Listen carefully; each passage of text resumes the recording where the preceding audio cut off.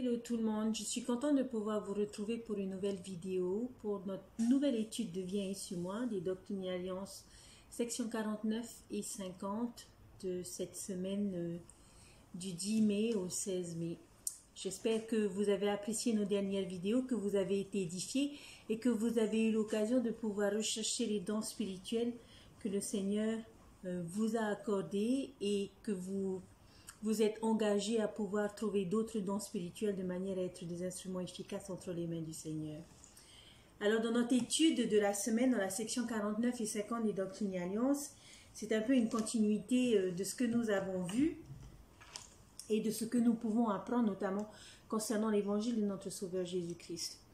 La section 49 des Doctrines et Alliances s'adresse particulièrement à une communauté que l'on appelait la Société unie des croyants en la seule apparition du Christ et que l'on nommait également les Shakers.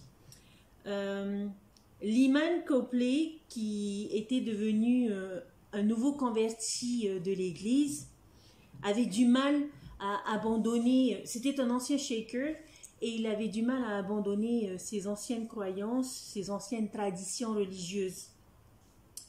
Et c'est pour cela qu'il s'est adressé au prophète Joseph Smith. Et le prophète Joseph Smith a demandé au Seigneur de lui donner les instructions nécessaires pour pouvoir aider ce frère à connaître cette doctrine de manière à pouvoir l'appliquer. Et comme le verset 4 nous dit, « Et mon serviteur Lyman sera ordonné à cette œuvre afin de raisonner avec eux. » Le Seigneur voulait que le prophète Joseph Smith enseigne Lyman Copley de la véritable doctrine du Christ qui était différente des croyances qu'il avait l'habitude de connaître et d'appliquer dans sa vie en tant que shaker. Et le Seigneur voulait que Parley P. Pratt et Sidney Rigdon enseignent ces choses à Lyman Copley et aux Shakers, de manière à pouvoir rétablir la vérité, de manière à pouvoir rétablir la doctrine de l'Évangile, la doctrine du Sauveur. Et c'est ce que nous découvrons dans la section 49 des Doctrines et Alliances. Alors, lorsque nous lisons l'entête de cette section, l'on découvre les 5 croyances que ces Shakers avaient. La première était que la seconde venue du Christ s'était déjà produite. Ça, c'était la première croyance. La deuxième, qu'il était apparu sous la forme d'une femme.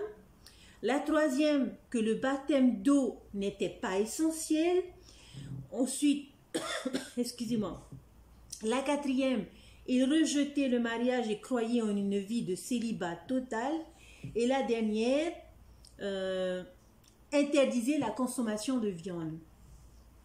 Donc ça, c'était les croyances des Shakers, croyances que Lyman Copley avait du mal à abandonner et avait besoin de connaître la vérité, de connaître la véritable doctrine du Christ.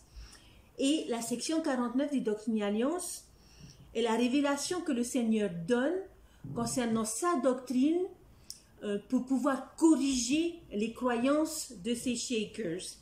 Alors nous allons voir de quelle manière le Seigneur, à travers cette section, à travers cette révélation, souhaite raisonner ces Shakers par rapport à leurs croyances et qu'ils apprennent à comprendre la parole de Dieu. Dans un certain sens, il ramène de l'ordre et pour pouvoir enseigner Lyman Copley et les Shakers, le prophète Joseph Smith s'était tourné vers le Seigneur pour qu'il puisse l'aider à lui donner la révélation de la véritable doctrine en rapport avec ses croyances. Alors, lorsque nous allons dans la section 49, les premiers versets que nous voyons sont les versets 6 et 7 de la section, où les Shakers croyaient que la seconde venue du Christ s'était déjà produite.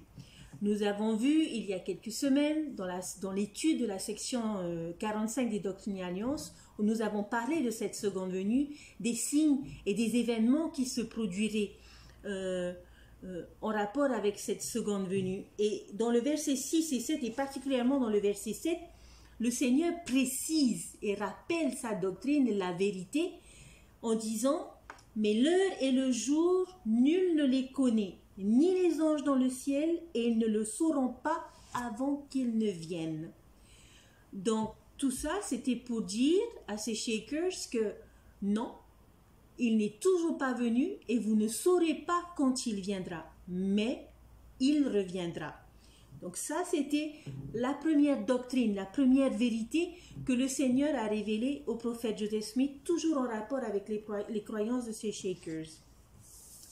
La deuxième vérité se trouve dans les versets 12 à 14. Les shakers pensaient que le baptême d'eau n'était pas essentiel. Et les versets 12 à 14 nous rappellent les principes et ordonnances de l'Évangile. Okay? Et nous rappellent que le baptême est essentiel, voire un commandement sacré qui nous permet d'obtenir la rémission de nos péchés. Ensuite, dans les versets 15 à 17, la révélation donnée dans ces versets vient enseigner les shakers concernant le mariage et notamment la vie de célibataire qu'il prônait et qu'il encourageait. On suppose que cette loi, cette croyance qu'ils avaient était en rapport avec la loi de chasteté et que pour les shakers, la meilleure façon de suivre cette loi de chasteté était tout simplement l'abstinence et en un mot, la vie de célibataire. C'est intéressant de voir que à l'époque, pour se préserver, pour pouvoir obéir à cette loi, on estimait qu'il fallait être célibataire. Aujourd'hui, la société nous amène à aller contre cette loi, mais dans l'autre sens, dans une autre extrémité. C'est-à-dire que la société aujourd'hui banalise cette loi de la chasteté où on ne respecte plus les relations sexuelles au sein du mariage. Excusez-moi. Et on voit que le Seigneur, à travers ces versets, rappelle l'importance du mariage, l'importance de la famille, que le mariage est ordonné de Dieu et fait partie du plan de notre Père Céleste et est essentiel dans l'exaltation. Alors, la loi de chasteté est nécessaire dans le plan de Dieu. Mais pourquoi le mariage entre un homme et une femme? Pour que des enfants puissent naître au sein de cette alliance. Parce que, oui, nous devons respecter la loi de chasteté, mais pourquoi est-ce que nous devons le faire?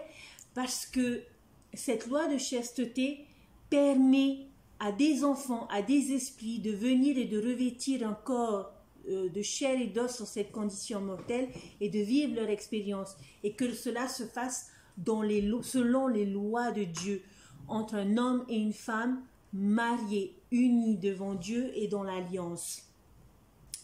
Dans les versets 18 à 21, 15 à 17 d'abord, non pardon, on vient de voir 15 à 17, dans les versets 18 à 21, ces versets corrigent les shakers sur la doctrine de s'abstenir de toute viande.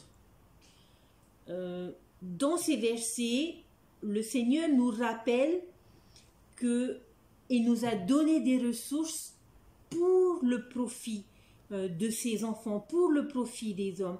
Il est bon de manger de la viande. Le Seigneur nous a donné ces ressources pour notre profit. Mais attention à ne pas les gaspiller, à faire attention à la manière dont nous consommons ces ressources et ces bénédictions que le Seigneur nous donne. Et enfin, dans les versets 22 à 23, c'est la correction finale du Seigneur sur la croyance de la seconde venue du Sauveur, où il rappelle ce qui va se produire lorsque notre Sauveur Jésus-Christ viendra sur terre. Et j'ai trouvé un peu cette correction, peut-être que ce n'est que mon avis, mais je l'ai trouvé un peu ironique, parce que Dans le verset 23, il utilise des expressions comme ébranler, tremble, titube, les vallées sont exaucées, les montagnes abaissées. Et dans la description et l'utilisation de ces mots, eh ben, c'était un peu l'attitude des shakers lorsqu'ils se secouaient, lorsqu'ils tremblaient, lorsqu'ils se roulaient par terre, quand ces choses se produisaient au sein de leur réunion.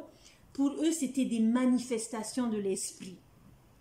Et le fait que le Seigneur ait utilisé ces mêmes expressions pour décrire ce qui allait arriver lors de la seconde venue de notre Sauveur Jésus-Christ est un peu ironique parce que là, qui va être ébranlé, qui va trembler, qui va tituber, qui va être exaucé, qui va être abaissé?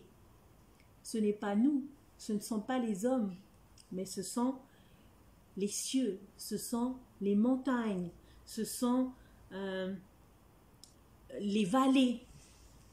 Et le Seigneur, dans ces versets, quand il fait une allusion aux pratiques de ces shakers,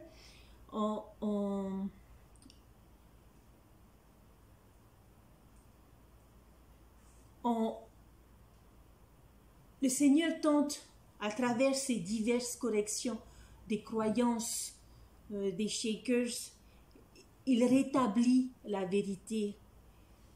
Il essaye, comme il le dit dans le verset 2, de raisonner ces shakers en leur faisant part de la vérité telle qu'elle est vraiment et la vérité qui lui appartient. Et on pourrait s'arrêter là dans notre étude des Doctrines et Alliances section 49 du fait que l'on comprend que le Seigneur a corrigé certaines croyances de la part des shakers. Mais mon objectif aujourd'hui dans cette étude de la section 49 est d'attirer notre attention. Parce que cette doctrine que le Seigneur donne pour corriger les croyances des shakers, nous la connaissons. Nous savons quand le Sauveur reviendra. Nous savons que le mariage est ordonné de Dieu et essentiel dans son plan. Nous savons et nous avons le témoignage que le baptême est indispensable et nécessaire pour la rémission de nos péchés. Nous connaissons les signes qui annonceront la venue de notre Sauveur Jésus-Christ sur la terre. Mais aujourd'hui, j'aimerais attirer votre attention sur un verset en particulier, qui est le verset 2. Et voici ce qu'il est dit. « Voici, je vous dis qu'ils désirent connaître une partie de la vérité, mais pas tout, car ils ne sont pas droits devant moi et doivent se repentir. » Le Seigneur connaissait le cœur de ces shakers. Et d'ailleurs, lorsque Sidney Rigdon est par les plus près, vous allez voir les shakers avec cette section 49, avec ces révélations qu'ils ont eues. Les shakers n'ont pas accepté cette doctrine, n'ont pas accepté cette vérité qui avait été révélée par le Seigneur dans la section 49. Et pourquoi j'essaie d'attirer notre attention sur le verset 2? Eh bien, tout simplement parce que il nous arrive parfois aujourd'hui d'être semblables à ces personnes, dans le sens où nous ne désirons connaître qu'une partie de la vérité. Et c'est vraiment intéressant ce que le Seigneur déclare dans cette révélation, parce que certains membres, même certains amis de l'Église, ne s'intéressent qu'à une partie de la vérité, plutôt que de chercher à obtenir la plénitude de l'Évangile. Pourquoi voudrait-on avoir qu'une seule partie? Lorsque l'on discute avec certains amis de l'Église, qui apprécient l'Église pour ce qu'elle est et ses membres, ils aiment mettre en avant la famille éternelle, le service, la charité, qui sont des principes et des valeurs que nous mettons en avant et que nous enseignons à nos amis de l'Église, à ceux qui sont autour de nous. Mais dès que nous leur parlons de la dîme, où nous devons payer 10% de nos revenus, dès que nous parlons de la parole de sagesse, où nous devons nous abstenir d'alcool, de café, ces personnes disent à ce moment-là, oui, c'est vrai que votre évangile enseigne la famille éternelle, c'est merveilleux, mais ces choses-là, elles ne sont pas pour moi. C'est une façon d'accepter qu'une partie de l'évangile. Et il nous arrive parfois d'avoir le même comportement, c'est-à-dire d'estimer que nous pouvons vivre juste une partie des principes que nous connaissons. Je vais vous donner un exemple très simple. On va dire que je suis dirigeante dans ma paroisse, j'assiste à toutes mes réunions, je fais ce que mon évêque me demande, mais il m'arrive quelques dimanches où je suis vraiment fatiguée, je suis épuisée par ma semaine et je juge que ce n'est pas nécessaire d'aller à la chapelle. Ou ce peut être où je décide, où j'aime manger et je ne respecte pas la parole de sagesse par rapport à ce que je mange. Parfois, en tant que membres, nous avons cette attitude où nous pensons que parce que nous vivons de manière juste certains principes, cela suffit. Cela suffit pour avoir des bénédictions, pour estimer être suffisamment juste devant le Seigneur. J'aime beaucoup une citation que j'ai pu lire dans mon étude de Viens et suis-moi cette semaine, qui est une citation de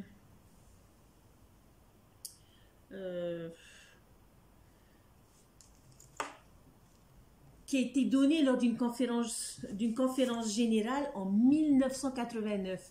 C'est pour vous dire que ces choses-là ne sont pas nouvelles, hein. Voici ce que la citation dit.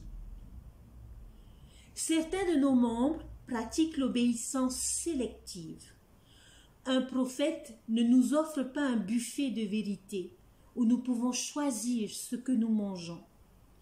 Un prophète ne fait pas de sondage pour savoir quelle est la tendance de l'opinion publique. Il nous révèle la volonté du Seigneur. En 1831, certains convertis voulurent apporter à l'Église quelques-unes de leurs croyances antérieures. Aujourd'hui, notre problème vient de membres qui semblent très vulnérables aux modes de la société et aux doigts tendus qui les accompagnent. Ils veulent que l'Église change d'opinion pour leur faire plaisir. L'herbe doctrinale qui pousse de l'autre côté de la clôture leur paraît très verte.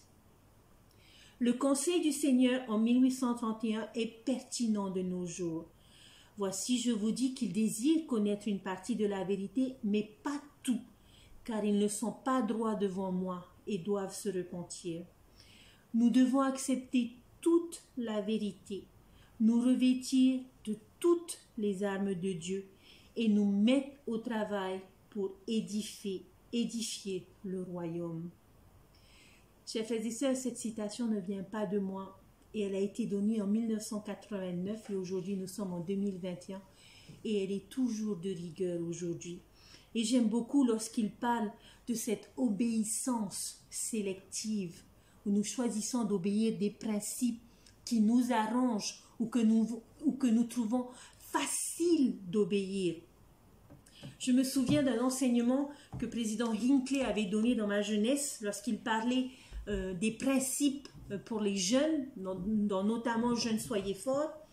Il disait que pour un joueur de basket, pour qu'il puisse devenir un excellent joueur, il doit constamment s'entraîner. Et l'objectif dans un match de basket est de pouvoir marquer un maximum de points en mettant un ballon dans un anneau, dans un cerceau, qui est située à une certaine hauteur. Et cette hauteur, elle est de 3,05 m. Et tout jeune, tout joueur qui s'efforce, qui s'entraîne pour atteindre ce panneau et faire en sorte que le ballon rentre dans ce cerceau, à la longue finit par devenir un joueur adroit. Aucun joueur n'a suffisamment, ne manque pas de, comment je pourrais dire ça?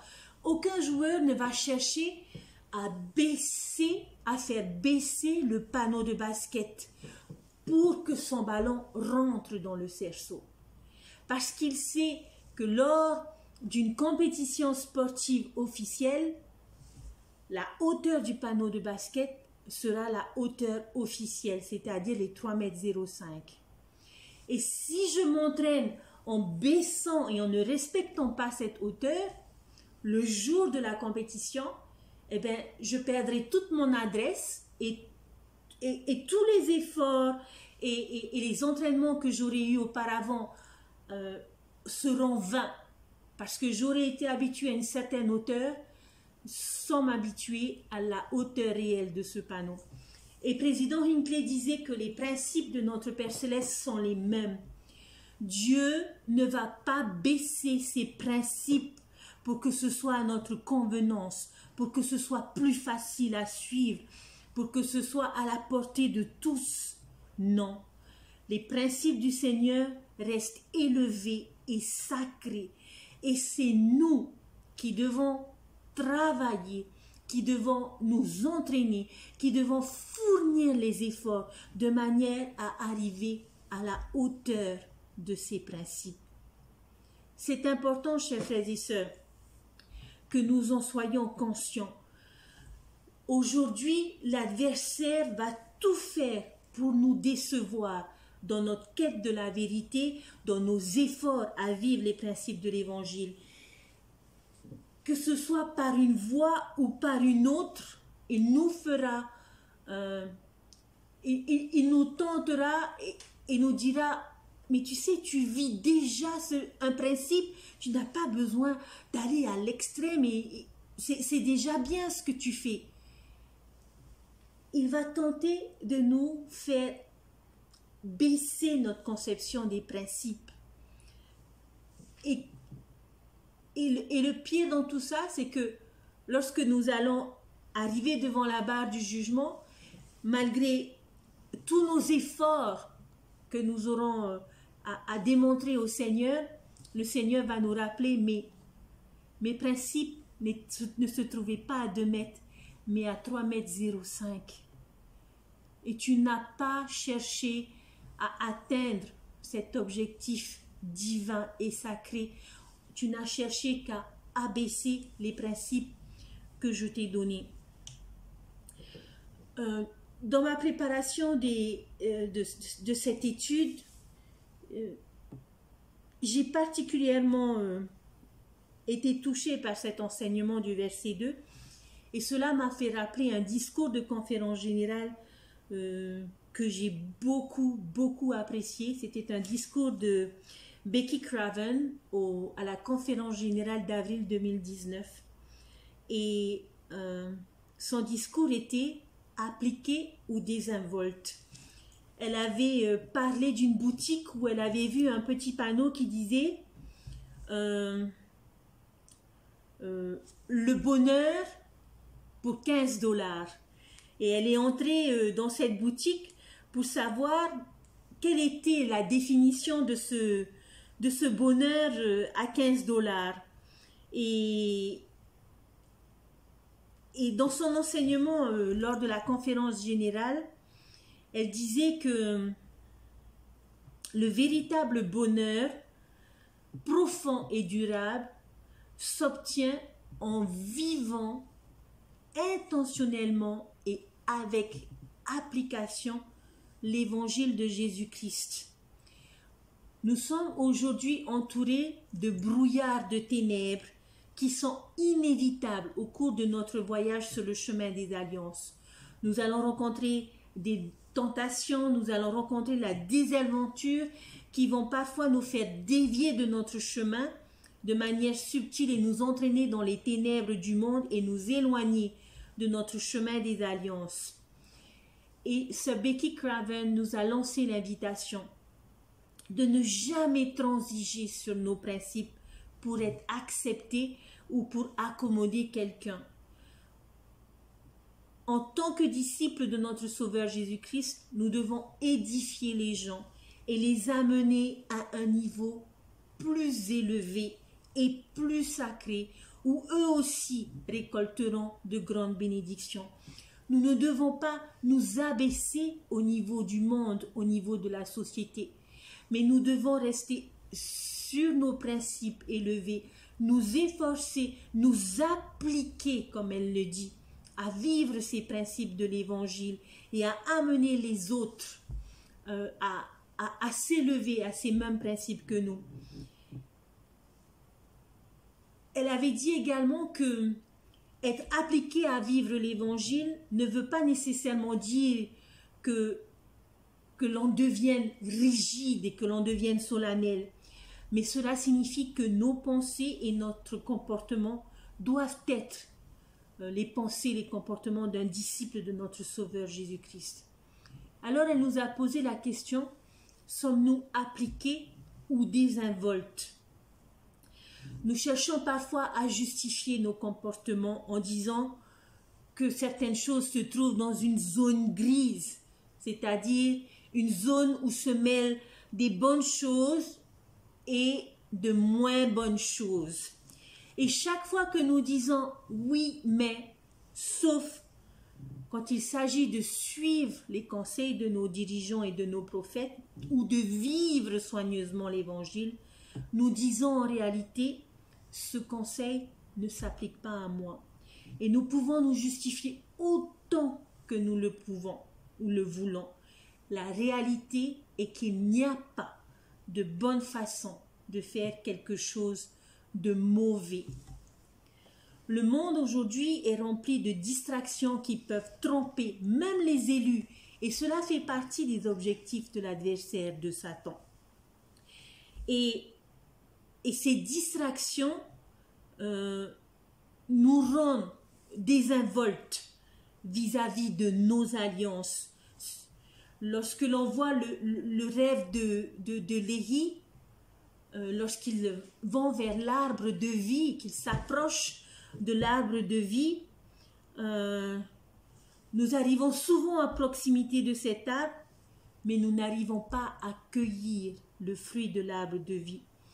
Si nous ne prenons pas soin de respecter rigoureusement nos alliances, notre nonchalance, notre désinvolture à vivre chaque principe de la doctrine de notre Sauveur Jésus-Christ, finira par nous conduire dans des sentiers interdits, dans les rivières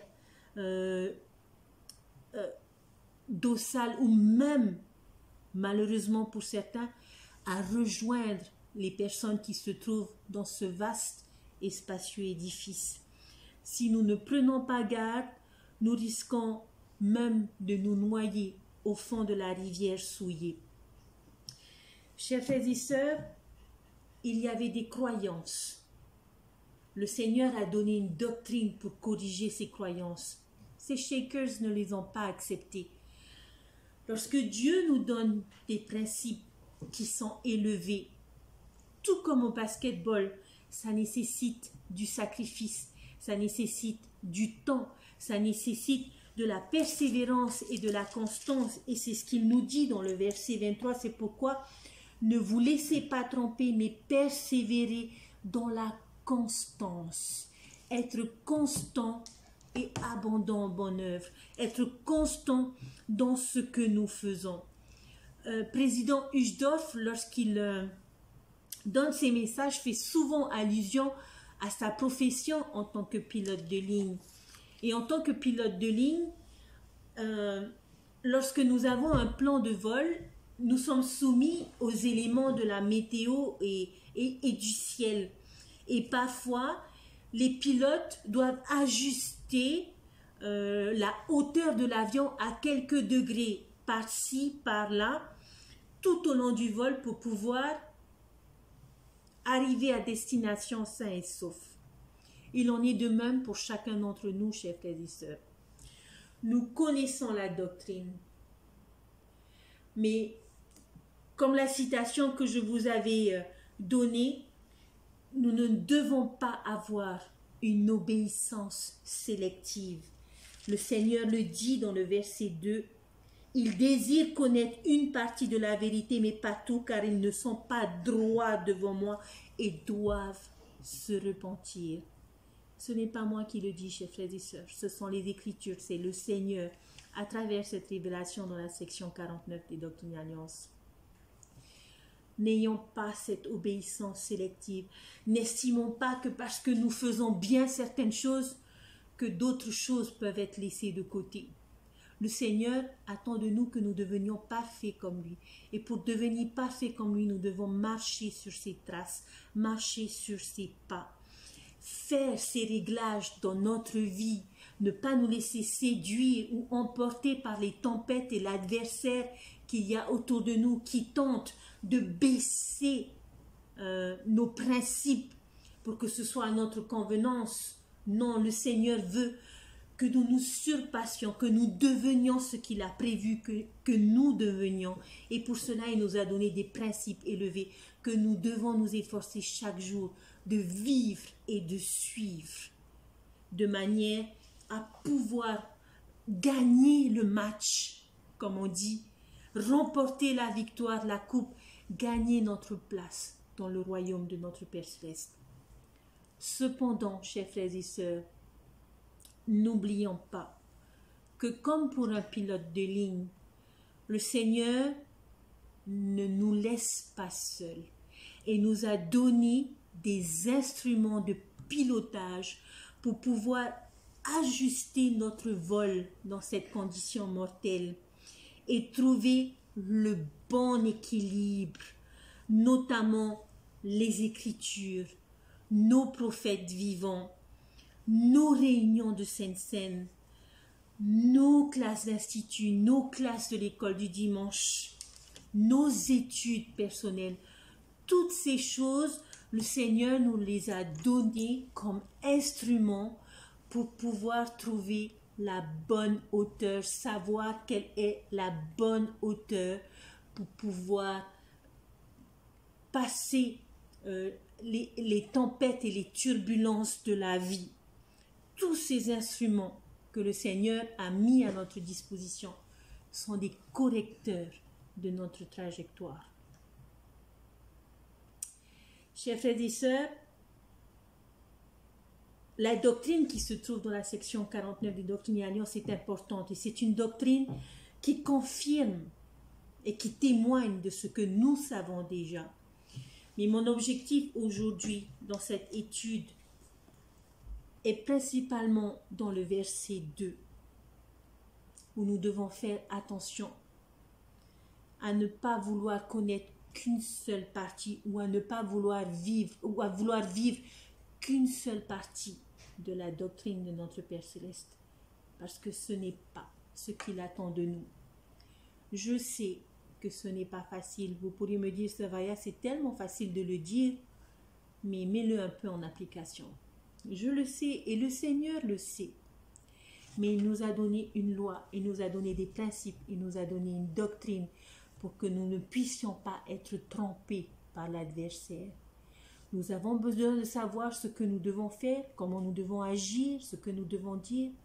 Tournons-nous vers le Seigneur qui détient la plénitude de cet évangile. Et il est disposé à donner davantage à ceux qui s'efforcent de vivre ce qu'ils connaissent déjà. Serons-nous appliqués ou désinvoltes dans nos alliances, dans les principes de notre Père Céleste? J'espère, chers frères et sœurs, que nous serons appliqués et que nous ne sommes pas parmi ces personnes qui ne choisissent qu'une partie de la doctrine du Seigneur, qui ne choisissent de suivre qu'une partie des principes qui leur conviennent et qu'ils trouvent facile de suivre. Si vous êtes dans ce cas, chers frères et sœurs, comme le Sauveur et le Seigneur nous le dit, repentons-nous. Changeons ce que nous avons besoin de changer et soyons disposés à faire des sacrifices, des efforts pour atteindre la hauteur divine et sacrée imposée par notre Père Céleste. Je sais qu'il vit et je sais qu'il nous aime et je prie pour que nous soyons conscients de cette bénédiction que nous avons d'avoir son évangile dans notre vie. Et je prie que nous fassions les efforts pour pouvoir toujours être appliqués dans ce que nous faisons, dans ce que nous apprenons, et que nous ne fassions pas la sourde oreille ou les aveugles devant une vérité que nous savons sera peut-être difficile à vivre ou à mettre en application dans notre vie. Mais recherchons le soutien, recherchons et utilisons ces instruments que le Seigneur met à notre disposition pour corriger notre trajectoire. Il nous aime et il ne veut qu'une chose, que nous rentrions à la maison sains et saufs.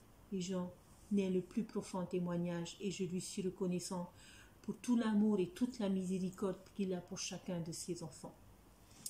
C'est sur ces choses que je vais finir mon étude aujourd'hui et je vous invite pour la prochaine étude à lire et à méditer la section 50 des Doctrines et Alliances où nous allons apprendre comment prêcher, comment entendre, comment enseigner avec l'esprit. Merci de liker nos vidéos, merci de les partager, merci de mettre vos commentaires et de poser vos questions. Cela fait plaisir de voir que certains d'entre vous apprécient cette étude et me motivent à continuer. Je vous dis à très bientôt, je vous souhaite une bonne étude et que le Seigneur nous bénisse tous. Au nom de Jésus-Christ, Amen. Bye.